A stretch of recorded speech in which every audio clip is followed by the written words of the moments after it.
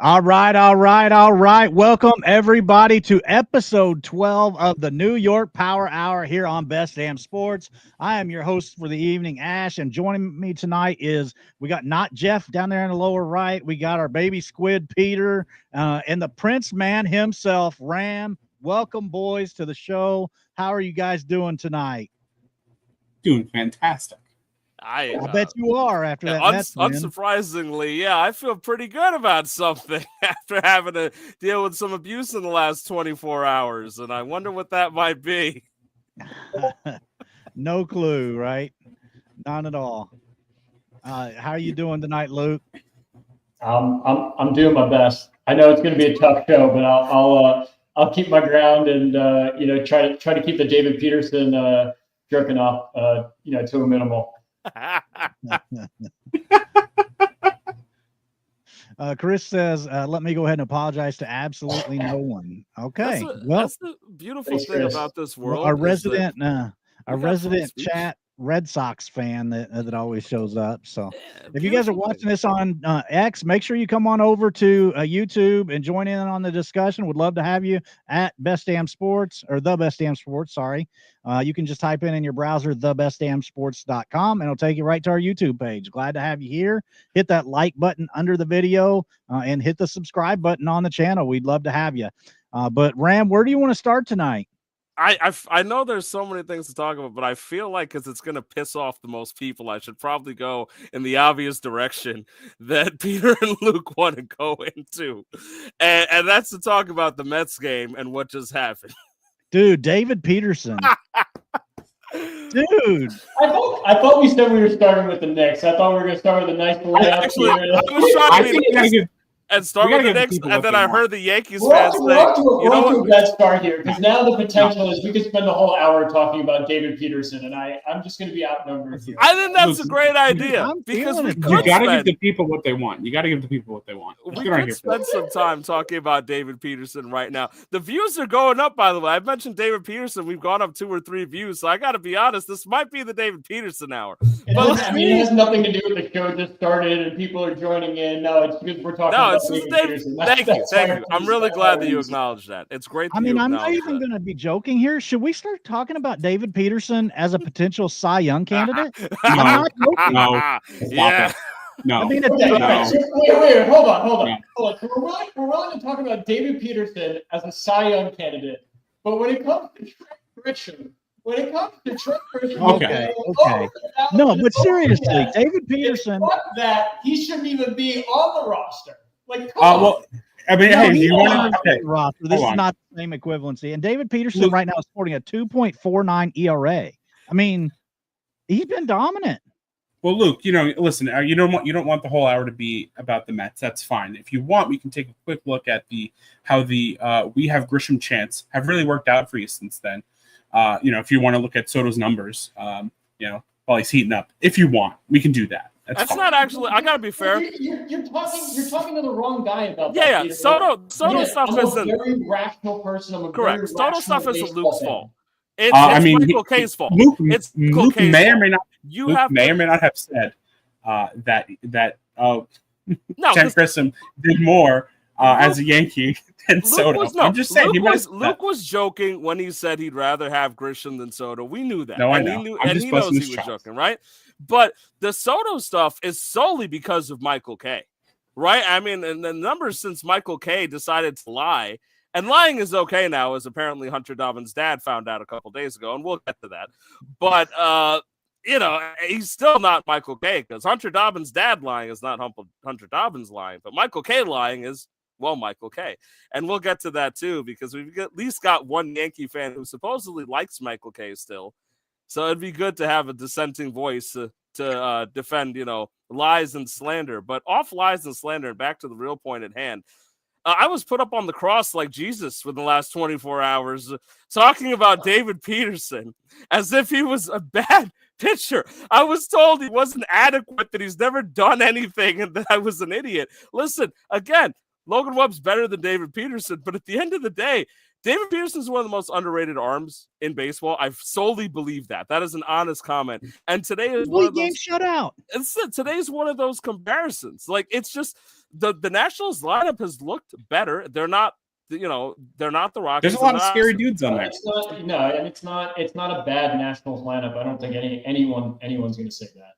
Right. But some people were going to. I will say that the Nationals offense has been struggling over the last week. Agreed. If you're going to take anything away from David Peterson today. No, Can I cut in here real quick? Because I feel like I need to make a point. I understand on the Discord, and I mainly blame Ram, how I became the Brett Beatty guy. And I think he's the greatest baseball player in the world. I obviously don't.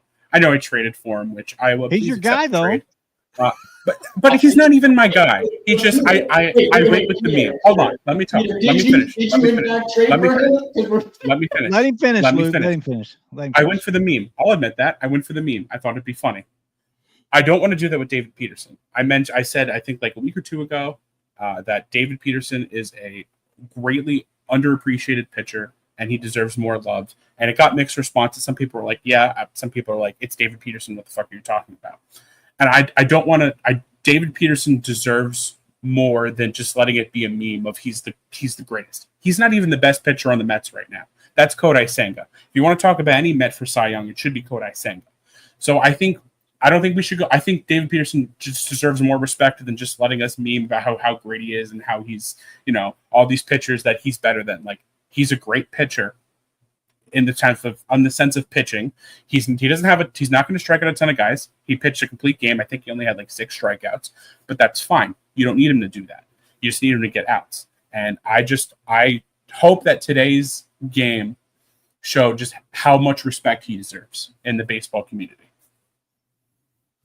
Yeah, I mean, look, I do meme about Brett Beatty with you, but all jokes aside, I agreed with you when you said he's criminally underrated, and I firmly believe that. And it comes from a place where, and I can't even go into the messages I got over trading for David Peterson. People call me a homer, and they're calling me dumb, and this, and I got put to the firing squad yesterday in front of the trade squad. Everyone's like, "Listen, this is a bad deal," and in the sense of trading for like. The way that I did trade for David Peterson can be looked at as a bad deal. I get that. But putting the deal aside, the question of whether he's an adequate pitcher, I think needs to be put to rest. David Peterson is a good pitcher, right? And I agree fully with Peter, by the way. He's not the best pitcher on his own team. Kodai Senga is better and is not getting any love for the Cy Young stuff right now outside of the Mets fan base. I think MLB even posted like top 5 like NL Cy Young hopefuls. And I get that, like, I'm not saying that Senga should win the Cy Young today. I mean, I've seen what Skeens is doing and some of these other guys, and I have respect for what they're doing. But Senga's the best pitcher on the team. David Peterson's just kind of picking up the bump and doing what he needs to, but he did that all last year too, wherever he could. And because he's not flashy and striking out 9 guys a game or throwing 101 miles an hour, he's not getting that love. And it's real easy because even with Senga, right, he has the ghost forkball, which is one of the most devastating singular pitches in the league. So everyone sits there and says, oh, it's Senga and the ghost fork and stuff like that. It's real easy to get hyped up. You don't always get that hype over the crafty lefty that's not throwing 101 like Chris Sale and dominating people. Peterson's just going out there doing his goddamn job, and he just threw a complete game shutout. I mean, we don't even see those as much anymore. That's a goddamn good pitching performance against a solid Nationals lineup. Good shit, David Peterson. Like, real good start. And knowing that 24 hours ago he was pitching tonight, I knew that this was either going to be one of those nights where I was going to have to sit there and laugh at myself for 25 minutes like, God, I'm an idiot. But for once, I get to be happy about it, And if Chris Cardona wants to jump off a bridge because he's wrong about David Peterson, and that's on him. And on anybody else who wants to be wrong about Peterson, again, it's actually saying his ERA is down below 2.5 right now. Yep. Right, and we're in June. Come on, guys. Like, you got to give somebody some credit in that regard. An ERA under 2.5 in June. I mean, the Mets know what they're doing. I see DFAB here saying, what's going on? What's crazy? I couldn't give him away in fantasy leagues before the season started. And the funny thing about this now is that I feel like I've single-handedly ruined anyone who might want to, like, get the like Peterson trade going now, because now he's got elite value in our league, and I'm so sorry for that. But you know what? You could have traded for him yesterday. He was available. I openly said in the Discord, now's the time for me to go get David Peterson. And I quote, and I went and got David Peterson, and he threw the complete game shutout. At least for a moment, I get to look smart. At least for one moment, I get to look smart. I think with David Peterson, quite honestly, it opens up a conversation of the idea of pitching in general. I feel like now we're mainly focused on guys just throw as hard as you can. And, with the hope and a prayer, hopefully it goes somewhere in the strike zone. I think we're overall starting to lose some of the actual art of pitching. Obviously I think David Peterson's a great candidate for that. I shout out Griffin Canning too. He doesn't have overpowering stuff, but I'm glad he's doing well. Like, I don't care that he doesn't have a lot of strikeouts. Tyler McGill gets a lot of strikeouts, and his starts are just the Tyler McGill experience. So I don't need a lot of strikeouts. I need wins. And when David Peterson pitches, the Mets win. Yeah, and I think the Savant page really matches your guys' argument here. I mean, you look at ground ball percentage and extension. He's 94th percentile in ground ball percentage, but an 80% in barrel percentage. But then you get into fastball velocity. He's 13th percentile. And average exit velocity 18th percentile, and really in the middle on K rate. But the overlying numbers of last season, a 2.9 ERA, 121 innings, 1.29 WHIP, and then comes back this year with a 2.49 at 1.19 WHIP. There you go, by the way. Those are good numbers, and those are the numbers you want from your pitchers. It doesn't matter how many strikeouts you throw.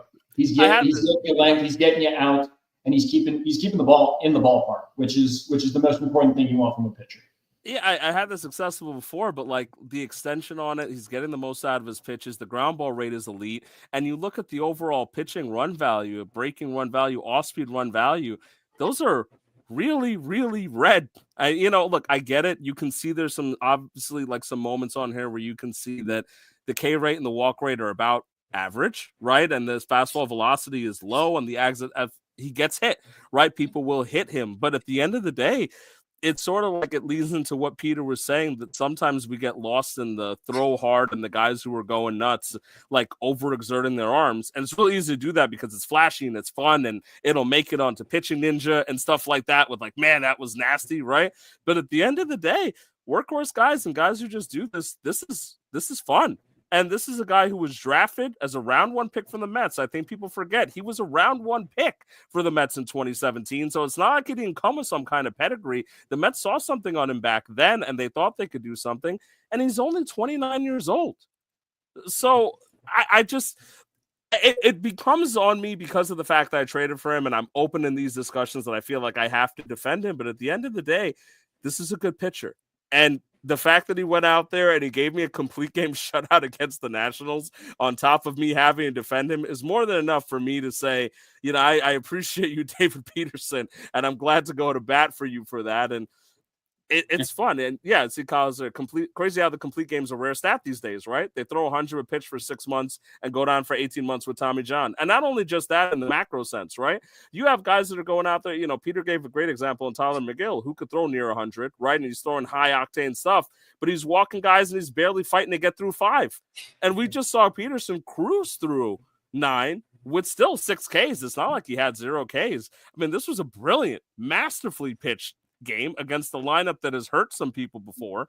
Thank God they've been cold right now. I'm glad that worked out for my narrative, but it's still like, I don't know. It just, and we've mentioned this name. Ash and I talked about this name well before this became a discussion in the CBL. We were talking about him early in the year when I was saying, I think he's underrated. And Ash was one of the first people to say, yeah, he's one of the more underrated pitchers, period, right now. That people don't talk about him as much because he's not flashy. JT, you and I were talking about him on one of those earlier shows, that this is a guy that gets very little love, But when you think about, we talk about Quinn Priester going in our CBL league, right? And the amount of respect he gets as a former first-round pick. Nobody talks about David Peterson being a first-round pick before. Like, he was a prospect for the Mets before. This is not like he came out of left field. It's just he wasn't flashy like Syndergaard or Wheeler or all these other guys that were going ahead and really gunning up the radar gun. So for me, it's just fun. I'm glad to see a guy like that pitch and succeed because it just doesn't happen that often anymore. And it's nice to see someone with that pitch profile find success because the art of pitching is different now. Ram, obviously, I know it wasn't – David Peterson was a mixed bag for a long time. You weren't sure you were not sure what you were going to get out of him. Something changed in last season, offseason. He had hip surgery. Honestly, so a while ago, I don't remember, but he had something wrong with him that he got surgery and fixed. And it was also, there was a mental shift. A hallmark of a David Peterson start 3 years ago and before was whenever he started getting in trouble, he'd sag his shoulders, his body language was off, and you could tell it was getting to him. Now it doesn't matter. And you know what? With the strikeouts and how Madden was saying, he's not striking out a lot of guys, but you know what? He gets a lot of guys out in less than 3 pitches. This game today moved super quick, and he's able to, conserve his body. He's going to be, as obviously, knock on wood, you want everybody to stay healthy, but this is the formula to how you're able to do this for years. And I can't believe you guys haven't mentioned Nimmo today. Brandon Nimmo with 2 home runs. Child of God, baby. It's on my best day. And my worst day. No, and I was leading into something about the Mets organization here that I liked, and I've mentioned this when I was arguing with some people in the Discord. It is mentally difficult to not know whether you're going to be a starter or a reliever. Look, I've only played as far as high school ball, but you prepare for a game differently if you're a starting pitcher or you're a relief pitcher, right? And you don't know if you have job security either. If you're the first one that they're going to put in the pen, you don't know if you've got your job next year. It's obviously weighing on your head. Peterson provided for the Mets last year. So they went ahead and they were like, hey, we'll let you start. We'll keep you as a starter. Don't worry about that. And he's pitching with that kind of confidence. It is a pain in the ass for anybody if they don't know exactly where they're going to be. And I think at the end of the day, I'm glad that the Mets have been able to give him that consistency, and he's rewarding them with consistency. So it works out pretty well. I see Chris is real happy in the corner there about Brandon Nimmo hitting 2 home runs. And on top of that, I mentioned it earlier, but I'll swing back to it. Since Michael Kay was an idiot and lied, Juan Soto has been really hitting the ball well. In fact, his OPS has been over 920 since then. I'll look to get the stats up, but he's been homering again. He's been laughing in the dugout. Huh? He hit one today. Another homer again. 4 straight games at Citi Field where he's miserable hitting home runs. It's a terrifying thing to think about what he could be doing if he was happy. If only he had a suite. No, I'm kidding. Yeah, if only he enjoyed where he played. Right. But the Mets, of course, because of that, too, have opened up a 5-game lead on the Phillies. The Phillies were also able to win today because Luzardo figured out that he was tipping his pitches. But the Mets have a 5-game lead on the Phillies. It's starting to look like they might be building something here. I'm not going to call the division for the Mets. I'm not Saul Licata. I hate his goddamn ass. It's too early. And it's June. It's June. But is it nice and comforting to see the Mets play this way and beat the teams they're supposed to beat? Peter, I mean, I'll let you talk about that, but it feels cathartic, right? It's nice to have that once in a goddamn while. I mean, I don't want to spend too much time on it because we do have other things to go. We've spent almost 20 minutes just about the Mets. But I will say I won't feel super confident about what the Mets are going to do this season until we play the Braves. I understand the Braves are playing like dog ass this year. However, they got a complete game shutout as well tonight. Or not shutout, but a complete game. I was about to say we brought up complete games and being rare, but 2 of them happened today. Yeah. And one of them was from Swelly. In fact, Atlanta's had complete games 2 out of 3 games now. So I think they're just so afraid of going to the bullpen right now that they're just absolutely. After this weekend, my God, it was a disaster. So. And Schwellenbach's stuff was absolutely filthy today. If anyone caught any of that, like it was really unfair, honestly. But I will say this about the Braves. It seems like they're starting to get hot again. They have a similar record to when the Mets did when the Mets had their amazing turnaround last year. I just want to play the Braves, and if we win that series, I'll start to feel real good because I don't care. The Braves could have the Rockies record, and I'd still have this like pit in my stomach about them. So, No, are you trying to say the Rockies are a bad team? No, the Rockies are a great team. The Rockies are absolutely a product of having the third hardest schedule. And having to come up against the Mets. Schedule makers are just out to get them. Exactly. Yeah, they're a good team. They're a good team. Would you want to hit against Corey Senga and Clay Holmes? I don't think so.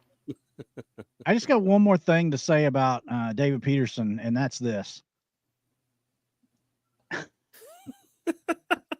I mean, he gets done with smoke and mirrors, but he's getting it done, and that's all that matters. So it worked. I'm real happy about it, obviously. But you know what? For the sake of Luke, let's talk about something interesting because I actually love talking about this guy because in Mike Stanton and Giancarlo Stanton, I actually love talking about it. And I'll tell you, I haven't told the story on air, but years back in Kyle, it's a show joke. I wasn't being serious. It's a show. Yeah, you gotta watch the last couple episodes. Yeah, there's a lot of lore here, man. you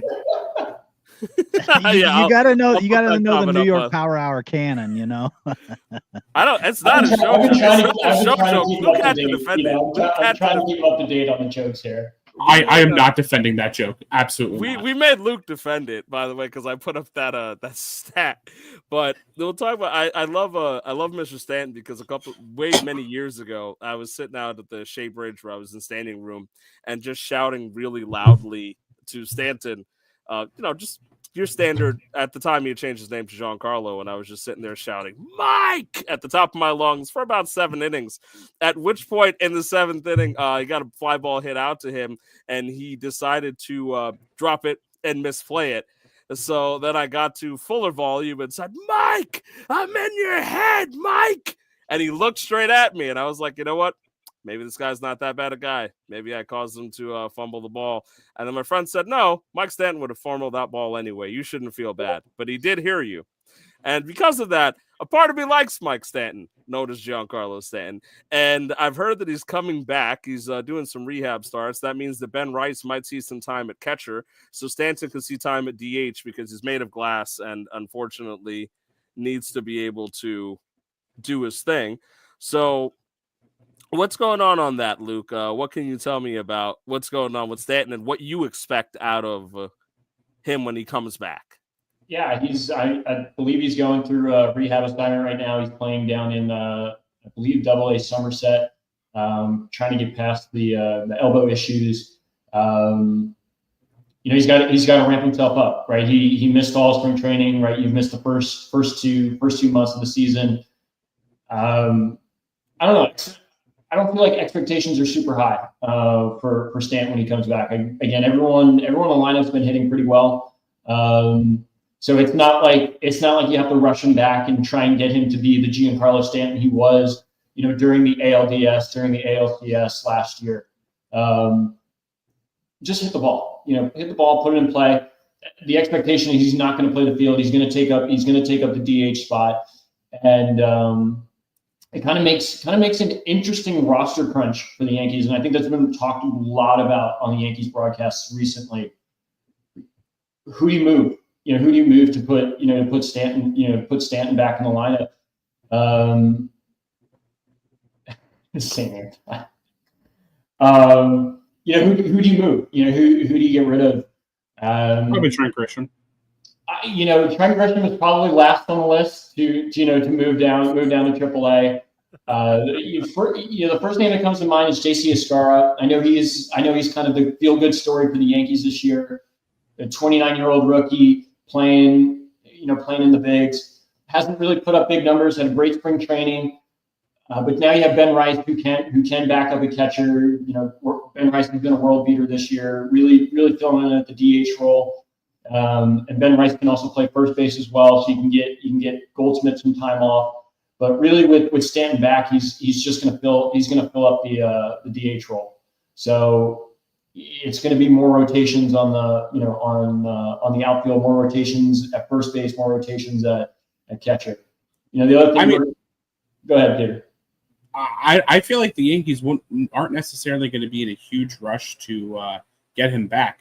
Obviously, whenever you talk about him there's always injury concerns. So I don't think he's even going to play that much for a while. Obviously, they're going to ramp him up for the playoffs because that's where you need him the most. And Ram, I got to say, the Giancarlo Stanton disrespect is like, he might be my favorite Yankee. I don't know why. And there's something about him I like. I think maybe he's a fake Italian. He was a Marlin back then. It's years ago that I'm talking for the record. He was a Marlin back then. That's why I was tormenting him. But I have to give after seeing his playoff run and how he played in the World Series for the Yankees, I feel like he really gave 110% out there for them. And I almost feel bad for him that they didn't win, which is saying a lot for me because I obviously wasn't upset at all, but I almost felt bad for him. He had an interview after that, and it was just kind of sad because you could tell how upset he was. But so I'll always root for him, and I hope he does well. But I don't think there's going to be as much of a roster crunch. Like even if he's healthy, I feel like they'll just keep him in the minors for a while because what's the rush? And it's funny. It's funny because one of the things they talk about the broadcast as well is these things find a way to work themselves out. And I think one of the comments mentioned it as well. Jazz was a little banged up. DJ is injury prone. I mean, you have no idea, right? You have no idea. And it's just, like I said before, these things have a way of working themselves out. And if Stanton is meant to come back up and someone else is going to get hurt, he'll fill in that spot. Yeah, and I'll clarify, by the way. I like Stanton. I heckled people all the time, but I like Stanton. And I remember seeing him with the Marlins, and he tormented not just us, but like everybody. I remember that, like watching him as a power hitter, and I was actually really pissed that the Marlins kind of like moved him over because I wanted to see him be successful, not with the Yankees. And then you moved him to the Yankees, and I'm like, come on, baby, I can't root for you. But I really thought he was a prodigious, ridiculous power hitter. I mean, he has 57. He had a 57 home run season or something like that. He was absolutely a monster. One of the best power hitters I saw during that era where I was terrified of facing him. That it felt 59. Like he he had 59 in 2017. I think he was one of those rare cases where he won the MVP and the Marlins didn't even make the playoffs. Yeah. Was that 2017? That sounds about right. Yeah, I mean, he was absolutely knocking the cover off the ball in 2017. I think that's why the Yankees traded for him. I think that Stanton is a very interesting conversation. This is a guy that much maligned because of the injury history, but even last year he put up a 116 WRC plus. So that's a productive bat in the lineup. So as soon as this guy's healthy, he's going right back in the lineup. They could use a 27 home run bat, which is what he was last year. And when he retires, he's going to have some arguments that is going to be caused because of him. Yeah. I mean, he's got 42 and a half FWAR. That's kind of like the borderline Hall of Fame case. 429 homers. I mean, there's a chance he gets to 450. I mean, this guy's going to have a legitimate case for the Hall of Fame. You're such a big Hall guy, Ash. Not even big Hall. 40 WAR is kind of your minimum threshold for regular Hall of Fame guys. But I feel like power guys that don't get to 500, I feel like that always hurts. But see, that's the thing. I've long time made that argument that let's say he's got a couple more years left where he can just kind of find a way. The power is there, right? He's 71 home runs away from 500. Let's say he plays like Sheffield did and he pushes to it till he gets to 500, right? 500 home runs to me is a Hall of Famer. It's automatic. Right? Yeah. So and there are people so the argument I would always make is that I want to wait till the end of his career because if he can get to 500, I will fight the case and say Stanton should be a Hall of Famer because 500 home runs is freaking elite. Yeah, I don't care about, you know what I mean? So and this is also 500 home runs with an MVP. An MVP, right? So this is not a joke. Well, 2 MVPs didn't help Dale Murphy, so. Right, but that's what I mean. Sometimes, and I am also, admittedly, I've talked about this openly, I am closer to a big Hall guy than a small Hall guy. So I am too. I know that Ash and I tend to agree in that regard. But you tell me 500 home runs, I mean, even 450 with a guy, this is a guy with DH for a lot of it towards now, and he's still packing up Hall of Fame WAR. I'm not going to make the argument right now, but at the end of his career, there might be a real strong argument for me of all people to say, oh yeah, I think Stanton should be a Hall of Famer. And he's just, I don't know. I respect the man. He hit the damn stuffing out of the ball for a long, long time. I mean, there was a point you can look at it there. That's 59 home runs. He hit 37 with them a year. And before that, 24, 37, 34. This man was crushing the ball as a true power hitter and tormenting the goddamn El East when the Marlins were still the Florida Marlins, for Christ's sake. You know, only 3 times with 100 RBI or more. That's surprising to me. Yeah, because on the Marlins. Nobody got playing such a bad lineup, like that's gonna happen. Yeah, it was just him, and it was just him. He was just homering himself home, and that was, and some other guys during that time period, Dan Uggla, and I loved Dan Uggla because of the. I hated Dan Uggla, man. Did you guys? Were you ever aware of and his name is Dan Uggla meme? Because I was a huge fan of that. There was a whole thing about them screwing up the name. I'll see if I can get a video one day and put it up, and they had to correct someone to be like, and his name is Dan Uggla.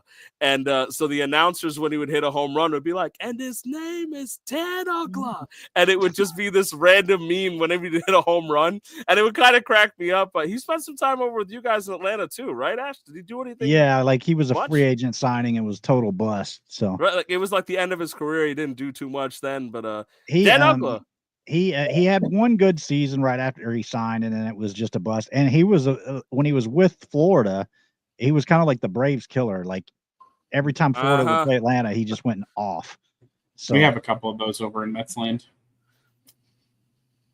But getting back to the game. Just to finish up with Stanton, though, before we go, we talk about like the Hall of Fame numbers, but like you look like past the eye test of the numbers, right? Like you think about 2025 and all the guys who have all these great StatCast numbers, right? Like you look at Judge, you look at Ellie, you look at O'Neal Cruz. Like who's the first guy you think of when you think of like those StatCast numbers? I don't think, Luke. You don't think Stanton? Are you talking about like the exit velocity and stuff like that?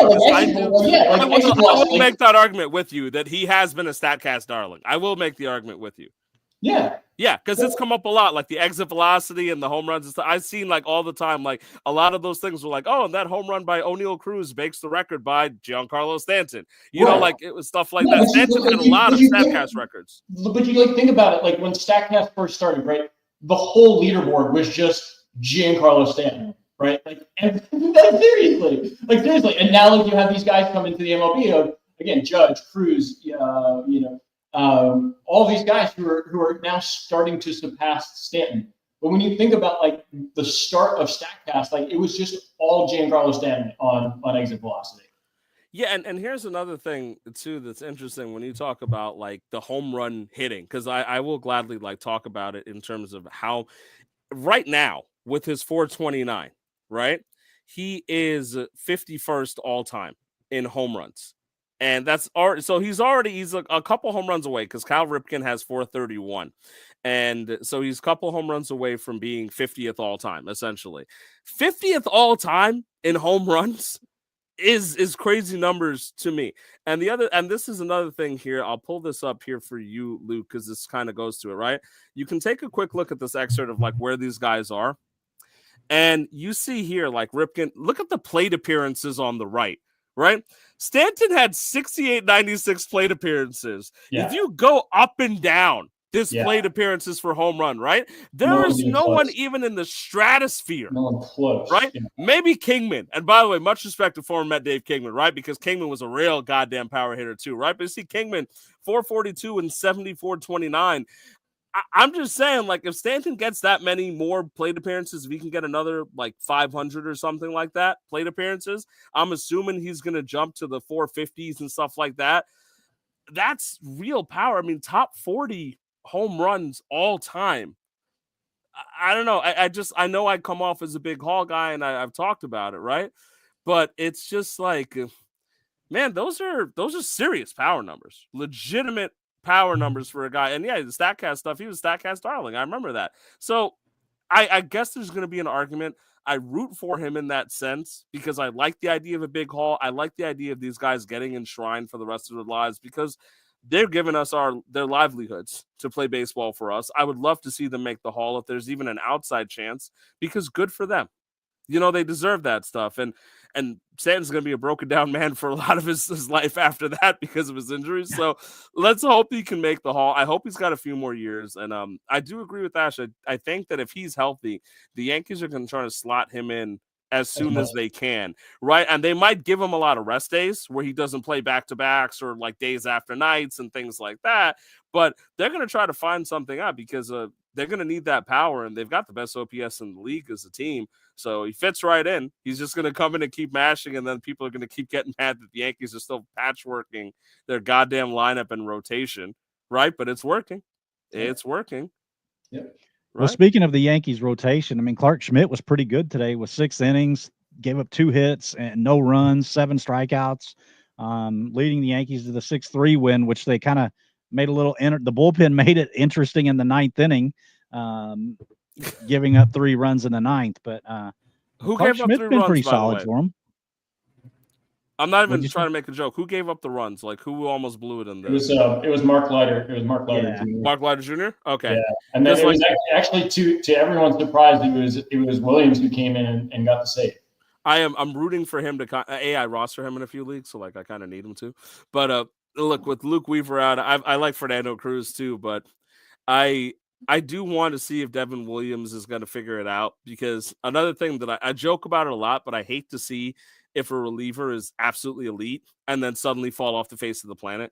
Like it's sort of happening right now with Bautista and like that entire Orioles bullpen, which was a source of absolute lockdown. Like Yennier Cano is now average. Felix Bautista's figuring things out on his way back from surgery, and I hate seeing it. So I don't know if this one's for you, Luke, by the way.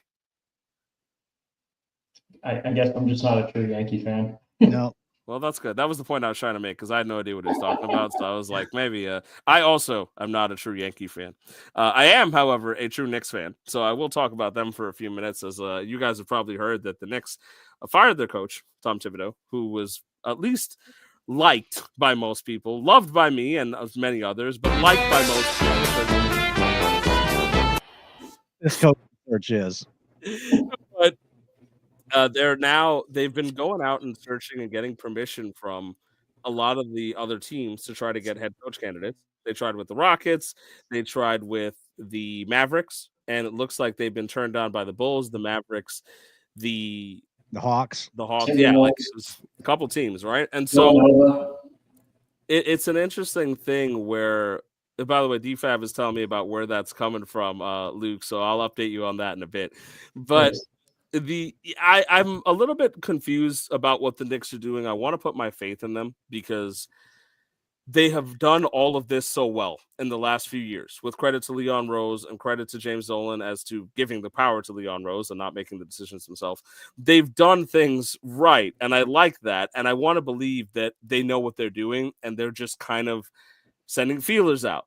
My original reaction was that if you let go of a guy like Thibodeau with the success he gave you, that you want to have something in hand right away. It's clear now openly that they didn't. They had some other thoughts in mind, and they wanted to explore different avenues. They just really wanted a different voice. I guess they were that sure on letting him go no matter what happened to the Knicks. So I don't know how I feel about it necessarily yet. I said it in the beginning that it's going to come down to how whoever they do hire, because I don't want Mike Malone, because I feel like Mike Malone got lucky with Jokic and hasn't actually coached properly, and we might as well have kept Tom Thibodeau in that regard. So let's see what happens. Do we get a Johnny Bryant, some youth over there? It's frustrating to watch, because I feel like people are too quick to jump and say, oh, the Knicks are lost. They don't know what the hell they're doing. I mean, no team is going to just willingly offer their coach to us after we just made the ECF. They're not going to sit there and be like, oh, please, like, poach our guy. It's not like corporate world where like they're actively trying to do that. Right. So, but why do it? Like, why ask? Because you know the answer is going to be no. Well, what if it isn't? Okay. But that's what I mean. Because like the way that I think they look at it, and I don't know if this means I'm defending them or not. I'm just trying to kind of put myself in their shoes. It's sort of like when you try to trade for a fantasy player, and it's like you never get it if you don't ask.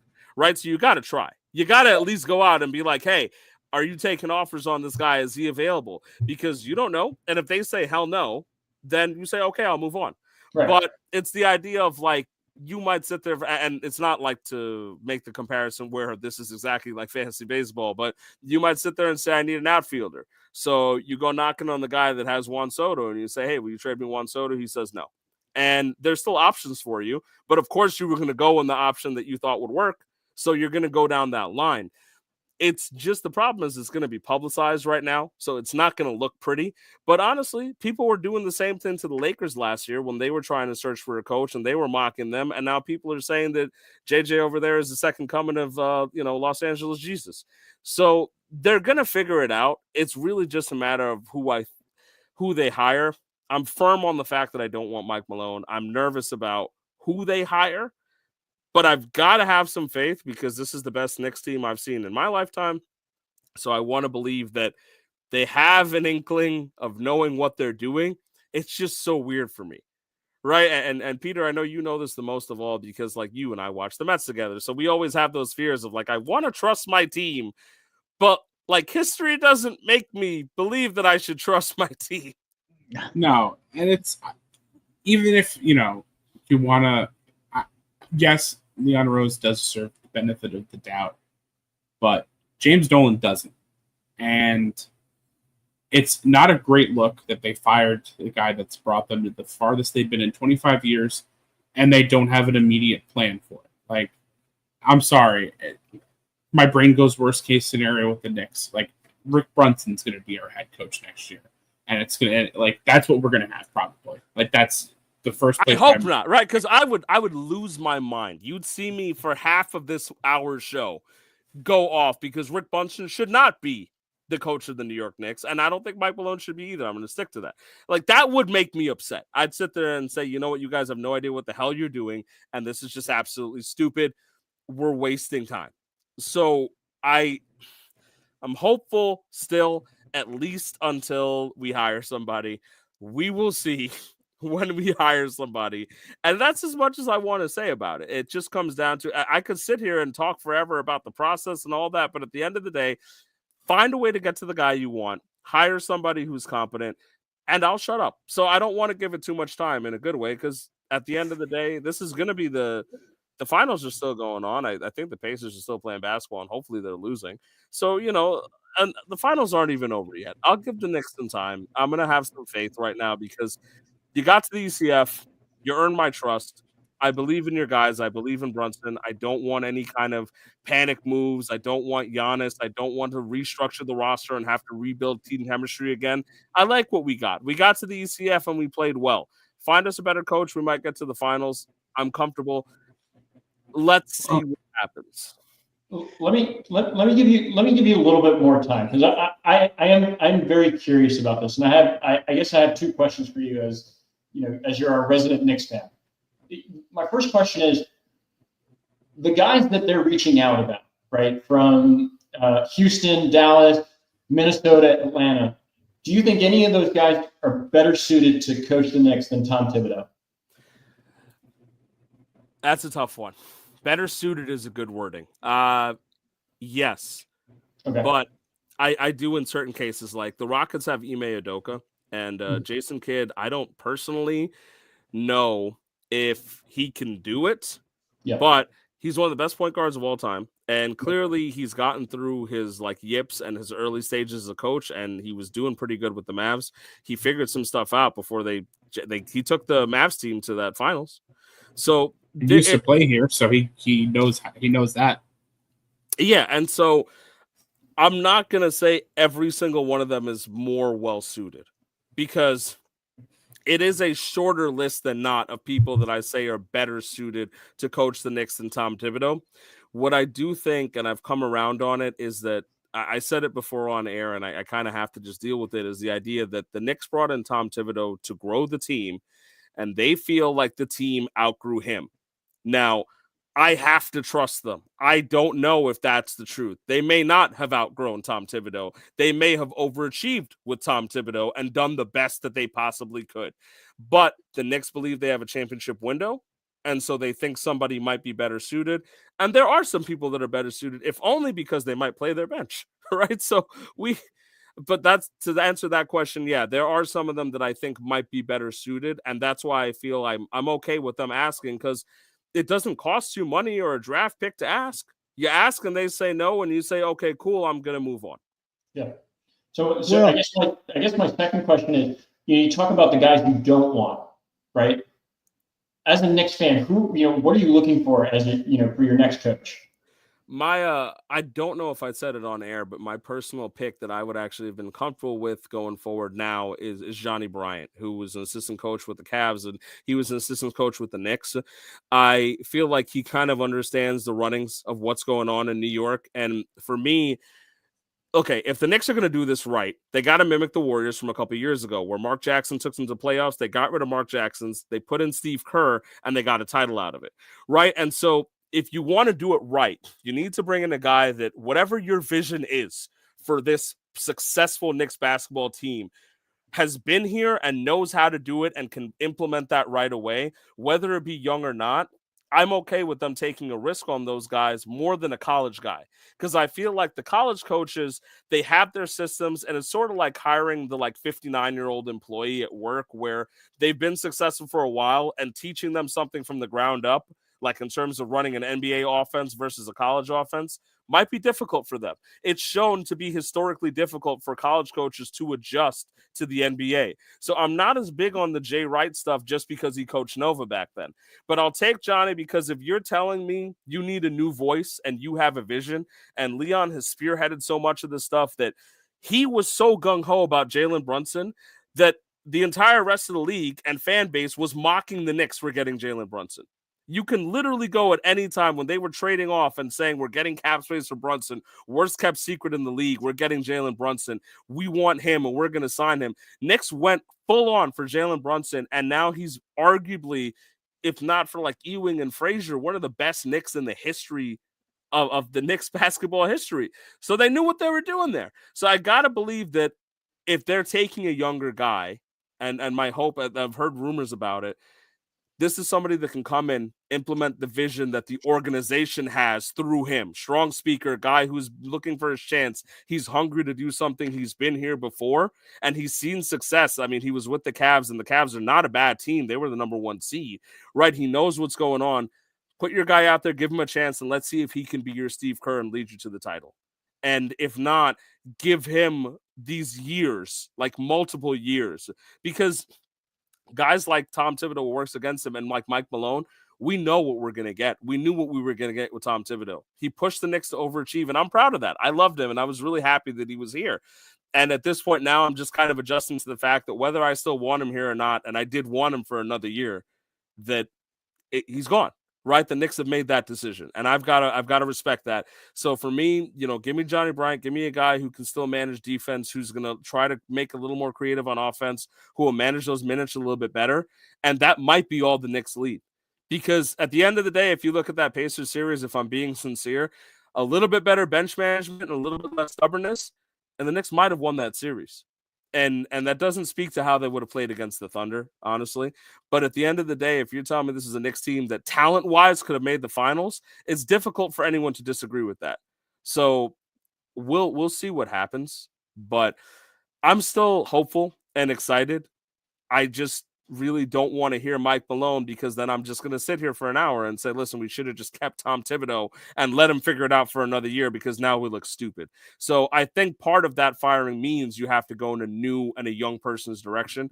And that's why I'm like, yeah, I'll roll with the Johnny Bryants of the world and things like that. Give somebody a chance to do something different, and let's see what happens. You want a new voice in the room, you're going to get a fresh new voice who hasn't even been really head coaching anyone else.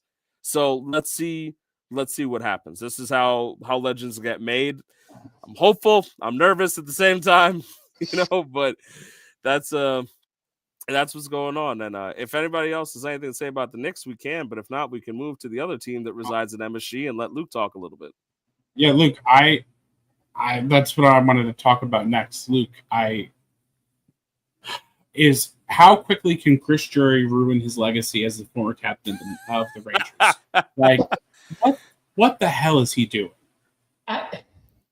This one's a tough one, and if Kyle's out there, I'm sure he's going to have some comments about this. But the Chris Kreider trade rumors are definitely interesting, and it's, as a Rangers fan, as a true Rangers fan, I mean, it's bittersweet, right? I mean, he's numbers wise an all-time great Ranger. I think he's top five in all-time goal scorers, playoff goals. I think he's like second or third. Phenomenal player, phenomenal guy. Really fit in well with New York, and the move is to just open up cap space, right? He's 6.5 mil against the cap this year.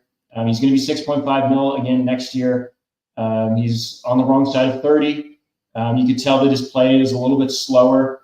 When he first came into the league, he was a physical, quick player. He still has the physicality. He still, I believe, has one of the best hand-eye coordinations in the NHL.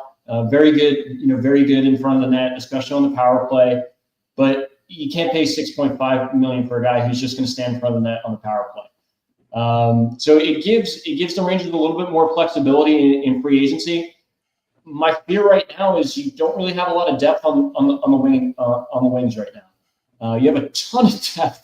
You have a ton of depth up the middle right now with Mika Zibanejad, Vincent Trocheck. You picked up JT Miller last year. Will Cooley is a restricted free agent, but I'm assuming they're going to bring him back. So you have a ton of depth up the middle, but you're just missing on the wing. And I hope in trading away that $6.5 million, they can gain a little bit more depth in free agency. I haven't looked too deeply into who's going to be a free agent this year, but I hope they're just going to be adding additional pieces, creating more depth in the second and third line. Because I think the fourth line is pretty set. I think the first line is set. I think the second and third line is really where you need to boost. And you need a left-handed defender to work alongside Adam Fox. You trade away Lindgren last year. You need someone who's going to parallel well with him. They thought it was going to be Keandre Miller. I think he makes too many mistakes in the defensive zone. I think he's a great offensive weapon. But I don't think he's a first line defender. I think he's better on the second line. So yeah, I think there's a lot of needs that the Rangers have, and opening up 6.5 mil makes sense. It just it just hurts. It hurts a little bit as a Rangers fan. Again, to lose a guy who's been so consistent with the team, and it's business. It's business, and that's been Chris Drury's MO. It's business. Yeah, it sucks because like you're saying, we've lost a lot of guys that New York Rangers fans really loved. Zook comes to mind. Trading McDonough, that stunk. And it's just we trade these guys and we get more cap space, or just because we don't want to re-sign them, and they still don't win. They still don't win the cup. I don't know. Chris Drury confuses me. I don't know what his plan is. I don't even know if he knows what his plan is, and it's easier to stomach if you can see what the Rangers are trying to do. It'd be, but Luke, do you even think he knows what he's doing? I think he does. I think he was very smart a couple years ago, right? I think he knew that the NHL, every team was going to be cap strapped, right? There was no wiggle room with the cap after COVID, but he knew in the future the cap was going to go up. So he signed guys to long-term deals, kept the cap, kept their AAVs down, and stayed within the confines of the cap now, knowing that it was going to go up in a few years. Now you're a little bit cap strapped because you've signed all of these guys and they're aging out a little bit. And I think the other thing that Ranger fans are going to be missing here is Artemi Panarin is going to be a free agent in 2026. So that was actually going to be my question, is going to talk about the idea, that means that you must be keeping Panarin now, right? I mean, I feel like that's got to be the, and now you're starting to get into that time frame where you can talk about an extension with Artemi Panarin, and opening up $6.5 million on the books for 2026 is a big deal. I mean, I think he's an 11.5 against the cap. I don't know. I don't know what it's going to cost to keep Artemi Panarin. Again, he's on the wrong side of 30 as well. But by God, he's a top 5 player right now. I mean, there is no doubt that he could ask for $13-14 million. Well, the first thing I will say is, we're only a year removed from them winning the President's Cup. So blowing up the team this year, I don't know. It sits wrong with me. They made a lot of moves during the season that I thought were weird. Moving off a guy that's been there so long and done so much for the Rangers this offseason would be kind of, I don't know. I don't really agree with the trajectory that they're going. Obviously, this is another James Dolan team, so who knows what the hell is happening behind the scenes. But James Dolan, James Dolan is a bad owner. Is that what you're trying to say? Well, I mean, yeah, exactly. And James Dolan has always stayed. He's always kept his hands off the Rangers. Yeah. He's always just hired people and just let them work. Yeah. But losing Chris Kreider sucks. I feel like it's not wrong to say he's been an institution in New York Rangers, and it's going to be really weird to see him in, I guess, an Anaheim jersey. That seems to be what everyone's saying.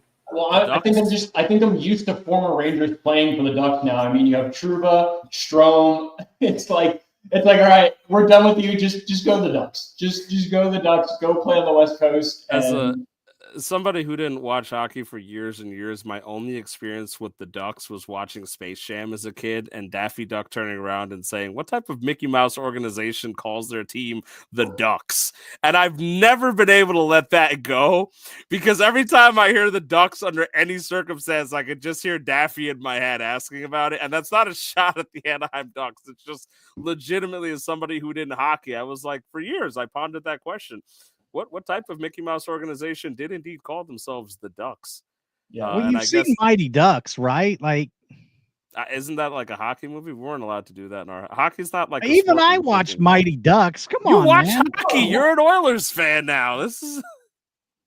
He's only been an Oilers fan for like 2 years. And, I mean, freaking Disney started the franchise, so he's an Oilers fan. He's like, yeah, I'm gonna pick the team that's going to the Stanley Cup 2 years in a row. Like, no big deal, guys. Like, whatever. As if I could foresee that, 2 years ago. No, we just have Connor McDavid and Leon Draisaitl. Like, no big deal. Like, it's like starting up and picking the Yankees. Is that how it is, Luke? Would that be how? Is that the equivalent? I wouldn't say it's like picking the Yankees, but I mean, all right, you're biased. Let me ask Peter. Peter, would it be like picking the Yankees if somebody started baseball and picking the Yankees, then Ash picked the Oilers to start? No. When's the last time the Oilers won? True. 1990. But I'll take some blame for this, because I know in the Discord, I think I was pushing you towards the Oilers as well. And why not? A meme for a while. Seriously, like, why not? I mean, McDavid is much must-watch TV, and even as a Rangers fan, like, one of the best highlights of 2023 was watching McDavid just go through 5 defenders and score a goal. Like, I was like, oh my god, this is amazing, and like, I don't even care that we lost the game. Like, this guy is phenomenal. We've heard as a Toronto guy, I've heard McJesus so many times, and I honestly have respect for his ability to play on the ice. So I respect that. I will say I completely understand that. It's like, I mean, I mentioned this before the air. This is an Angels shirt, but this is a Shohei Ohtani shirt from when he was on the Angels, and it was much easier to like him. And I kept it because Ohtani is the best baseball player I've seen in my lifetime. I hate him when he plays the Mets. You can't get past David Peterson, right, Peter? But she's shaking her head over there. But look, I hate him when he plays the Mets, but I respect the fact that he's the best ball player I've ever seen. I mean, two-way ball playing was a joke until this man stepped up and did it, and he had one of the greatest offensive seasons we've ever seen. I got to give respect where it's due. I'm not going to cheer for him. I'm not going to sit there and give him a golf clap when he comes to Citi Field. I'm going to boo the crap out of him. But, like, I respect Showtime. Right, so I get that. Like, I can understand somebody looking at McDavid and saying, like, so I guess it would be more like kind of joining the Dodgers, right? Like, I guess like being a Dodgers fan. It's the Dodgers. It's the Dodgers of today. Like, it's like because they have McJesus, and that's how it works. Yeah. All right, I guess I can work with that. Yeah. Well, and what I never want to hear. Sorry, go ahead, Ash. What I was going to say is, like, I'm browsing the Bird app, or the former Bird app, earlier before we went on the air, and now I see that they actually are potentially, according to rumors, are shopping Lafreniere as well. And I'm like, wow. I mean, you mentioned cap constraints. but the cap is going up. I mean, it's gone up every year. Right. So like, and so, but here's the thing: $7.5 million for a former first overall pick is insane. Like that is cap savings in itself. And the guy has been a proven player. Like I don't understand that one. That one doesn't make any sense to me. The Kreider one I can live with. Again, aging players, $6.5 million against the cap. And if he's and as long as he's willing to agree to the deal, because he does have a 15 team trade clause. I don't see movement clause. Yeah, no movement clause. Yeah, but yeah, the Kreider one makes sense to me. The Lafreniere, I don't get it. I don't get that one.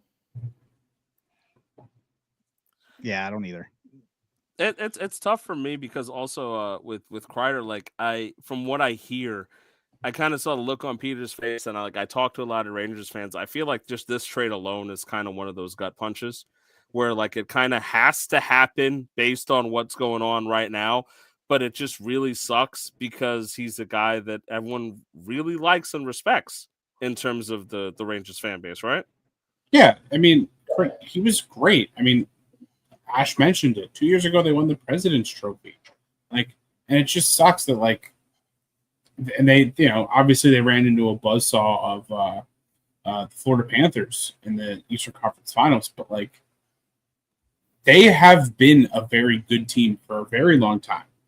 They haven't been able to climb the mountain, but they've been around that, they've been around that, always making the playoffs, win a series or two, and it I don't know. To me, trading Chris Drury, it just feels like we're going backwards. Right. Yeah, sorry. Right. No, it's fine. It's fair. It feels like we're going backwards.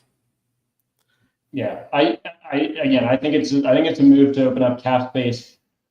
The last thing I'll mention about the Rangers too, in terms of cap space, is you have $11.5 million devoted to your starting goaltender, Igor Shesterkin.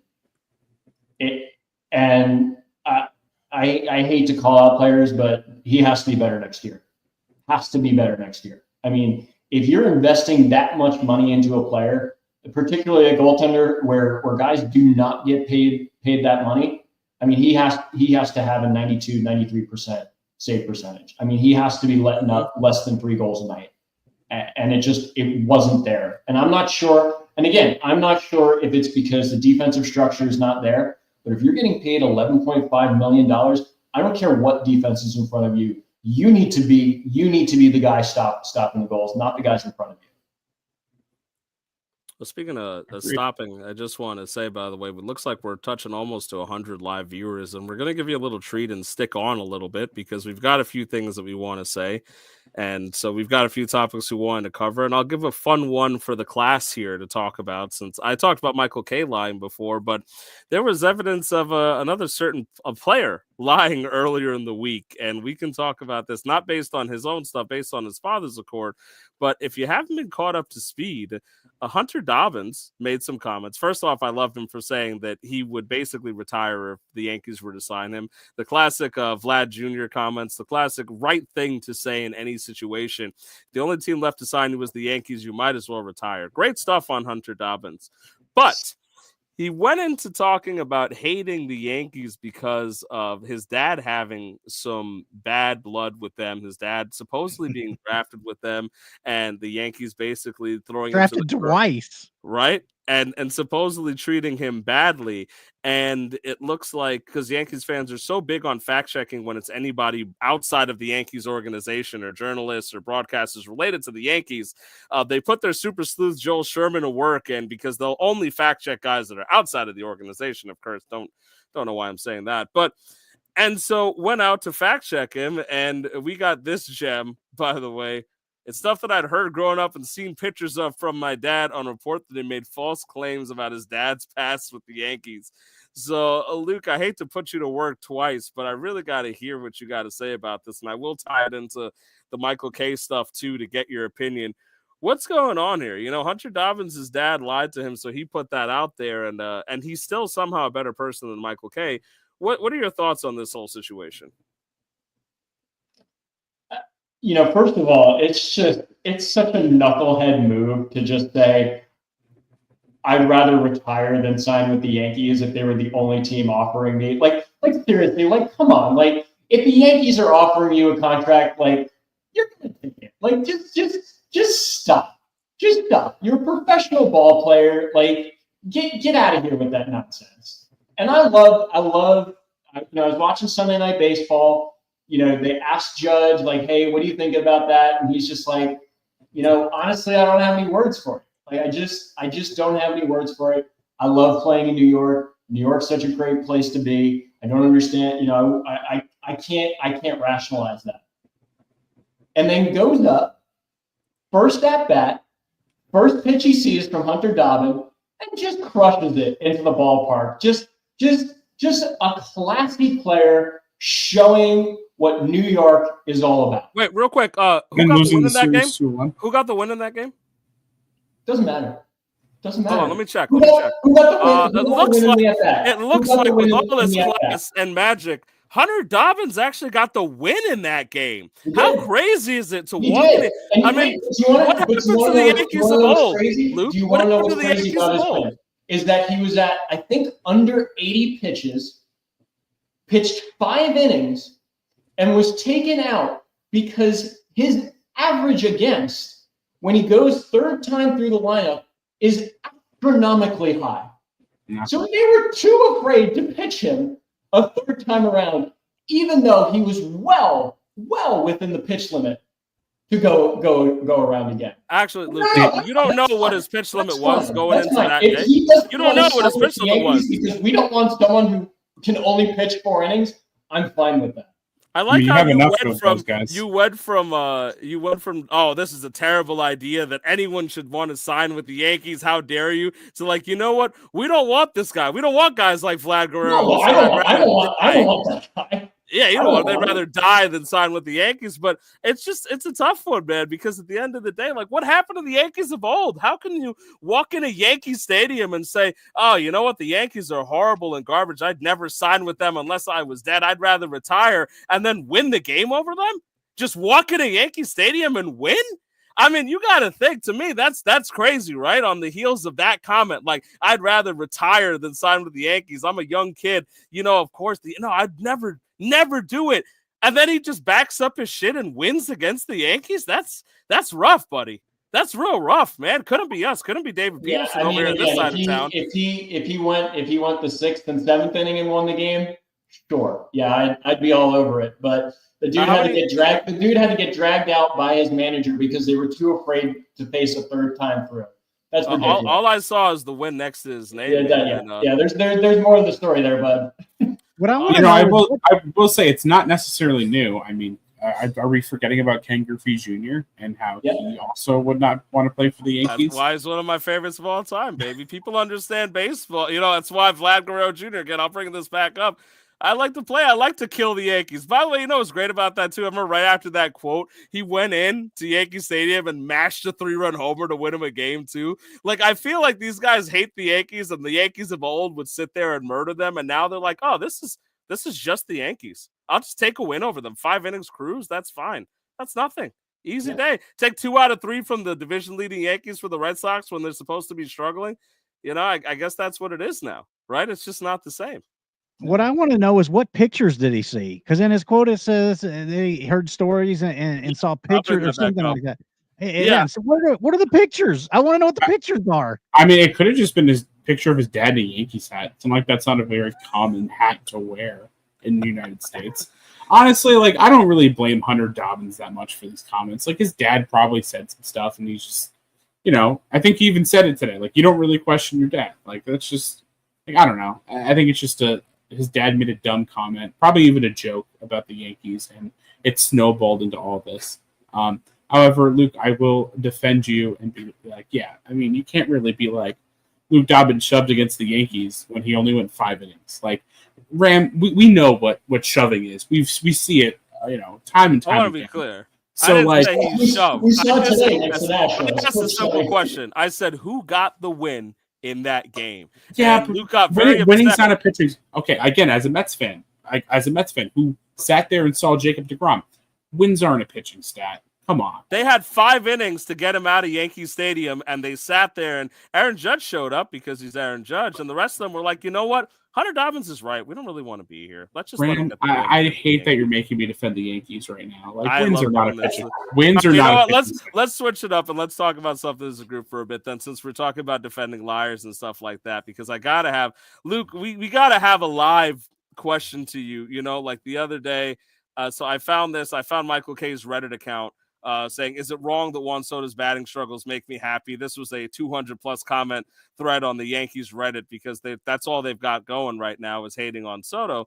And Michael K was the one who posted that. So you've heard the Michael K comments by now, right? You have, right? And if not, I can bring them up for you. I'll gladly please bring them up too. Well, get us all up to speed.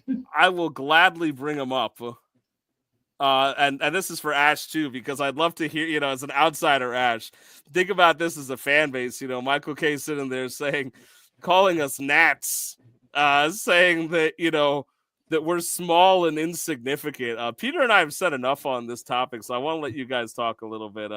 Ash, I'll let you talk about it first because I've made Luke work so hard, just like Hunter Dobbins worked hard to get that win over the Yankees the other day. So I'll let you talk about it. My biggest thing is I just thought it was a little bit unprofessional of him. Like, he's supposed to be a professional broadcaster, and like, I don't know. It kind of rubbed me the wrong way in the sense of just professionalism and speaking of people that way. So that's kind of my thoughts on it. Did he say it on his radio show? Yeah. Yes. And then that explains the whole thing. I mean, yeah, go ahead, Peter. I mean, does it I know it's on his radio show, but he's still the voice of the New York Yankees. Like, imagine if Gary Cohen said something similar to that about Braves fans or Phillies fans. He'd get destroyed, and rightfully so. Like, it's not a good look. Yeah, and he even, like, he's supposed. You've told me that he's supposed to have done journalist work in the past, right, Luke? Yeah, and like it even says in the radio show thing at the end there, I'm the other team's announcer. He's like sitting there like, don't go after me. I'm just the announcer. Why are they all so mad at me? And it's like, dude, you went out and you said that their best player is unhappy right now. And so it's kind of a tough one because, of course, they're going to go after him. But I think it's just a weird look in terms of the fact that the Yankees are like slowly like anamorphing into like little brother territory over Juan Soto, who wasn't even a career Yankee. There's so many other good players to be upset about that have given the Yankees years and years and great careers, and they're choosing to get mad over one guy who gave them 1 year and might have given them the World Series if some hitter didn't drop a ball out in center field or something. But it's just, I don't know. I can't wrap my head around it. I really can't wrap my head around this kind of behavior. I think it was crazy. Man, I do think it's unprofessional, and I talked about this before, but it's rough. We can talk about David Peterson if you want to, but like I feel the fact that it's on this radio show, I think it matches the tone of the show, right? And I don't know if you guys have ever listened to the Michael K show, but the dynamic is, right, Michael K is a Yankee guy, right? And then you have Don LaGreca, who's a lifetime Met fan, right? And it's just always the back and forth between the two. And he just loves to get under Don's skin. Like Don is like the most chill guy. Like he's a guy of the people. And Michael just likes to get under his skin. And I know it's getting under Don's skin. Like the context is everything to it. What I will say is I know, and I'm sure Michael K has said this before, that he is the most thin-skinned person ever to walk this earth. Like, cannot handle criticism. And to throw himself out there like that to Mets fans who are just rabid dogs, like just want to eat you up, like if you talk badly about you. And he's just throwing himself out there. And I think it's the most ironic thing about Michael K. It's just like he's the most thin-skinned. And I guess to your point before, it's like I'm going to say bad things about you, and then like, why are you saying these things about me? Like, yeah, dude, like you said it about them, and now you're going to have to deal with the consequences. Like, I don't know if you heard that he's going to the Mets game tomorrow night. And that's the craziest part to me, is that he's just throwing himself in the Lions' den. Like, I don't know if like he went to his therapist and like was like, I need to work. I need to work on being, more confident with myself. And this was the idea that they came up with, I don't know if it's just like kind of self-identifying with the masochism kink, because like Peter and I talked about this. The best thing you can do is give him no attention at all. But we know the people are going to take the bait and walk by and look at Michael K's, long ass face and sit there and be like, "Hey, what's up, bro? You suck. You're an idiot." Like people are tagging him right now. Like the SNY Mets account after Soto homered and there was a picture today. There's just tons of like, and I love it. I love sitting there like, God, if only he was happy. I guess he would be figuring this thing out for the Mets, but nobody takes the bait like Mets fans. I will say absolutely. That's why it's so easy to do Mets for clicks, man. Because like you sit there and you turn around, and you're like, the Mets aren't good, and we'll just get an army together, and it could be over the stupidest thing. Like we're all just willing to argue. Peter was about to argue with me and defend the Yankees over Hunter Dobbins, for Christ's sake. Like this is. We can't even agree with ourselves, right? And so this is how this works. Winning's not a pitching stat, Ram. I'll die on that hill. It is not. I agree. But at the end of the day, that Hunter, it's just take it away if you want. But Hunter Dobbins beat the Yankees. It's in the record books, no matter how we feel about it. If it hurts our feelings, it can. But Hunter Dobbins got a win over the Yankees, man. He got it for the Red Sox. This is how it works. It hurts my feeling. I know it does, because he went over there and he talked shit about you. And that's good. I like this is good for your therapy, Luke. I'm really proud that you can come to the fact this is what I talk to my therapist about this week, is talking about how... Talk about Hunter Dobbins. Yeah, I would agree with that. I think that's a great thing to talk about. I'm sorry, Luke. I think we've covered just about everything that we do need to cover with our little bonus content too, and I don't want to keep everybody too late, so we can swing around. If anyone's got any last takes that we need to cover, this is your time, and I will at least shout out your beautiful background, Luke. And I love the backyard baseball background. I'm a huge fan, and I'll probably be streaming that on Twitch at some point soon. So for anyone out there, the 1 to 2 of you who for some reason can't get enough of me, the rest of you are normal and can. But I'll probably be on Twitch at some point streaming backyard baseball, because I love that stuff, and it's just fun for me I can talk all day. But Luke, I've tormented you enough. Do you have any final thoughts before we cut off for the night? Yeah, I got a couple shout outs, based on the Discord today. I want to give a shout out to the Rhode Island Rams. I want to give a shout out to the Butler Bulldogs. I want to give a shout out to the Binghamton Bearcats. I want to give a shout out to the Bryant Bulldogs, 2 Bulldogs. And last but not least, I want to give a shout out to the Yukon Huskies, all top 5, 25 teams, Big East, the best conference. And I do want to give.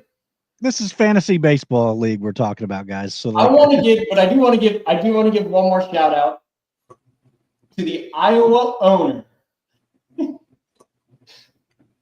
I want to give a shout out.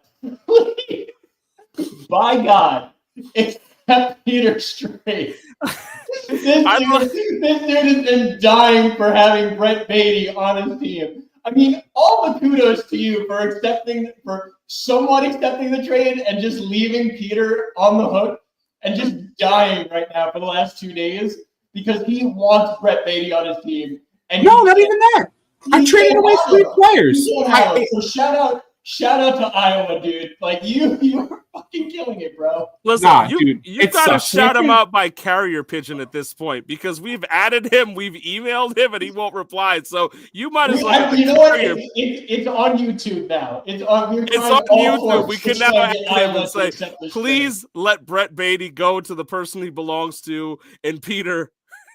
It's not even about Brett Beatty. I traded 3 players. Now, granted, one of them, their arm's about to fall off. Another guy got sent down, but I traded 3 players. So today is the day. It's Wednesday night and Sunday. That's when you play your waiver claims. I'm gonna have a short bench until Sunday. It's terrible. This is terrible. Is that your last thoughts, by the way? Are you also calling out Iowa? No, I'm not going to call it out. I'm not going to talk about there's Tuesday nights is the night for that. My closing thought again is I just want to shout out David Stearns and Jeremy Hefner and the entire Mets organization as far as pitching development, because gosh, has it been a treat. We talk about, going back to the beginning of the year, talking about how great the lineup was going to be, but the pitching was going to be an issue, specifically the starting pitching. And it's been the exact opposite. Now, thank God the bats are starting to heat up a little bit. But who would have thought Griffin Canning would have been, as doing as good as he's been? Clay Holmes. Luke, I know you were not sold on the Clay Holmes starting experience, but it's been great. David Peterson. Again, haven't even mentioned the best guy yet. Kodai Senga. It's just coming back from injury. Only pitched 4 games last year, and he's been great.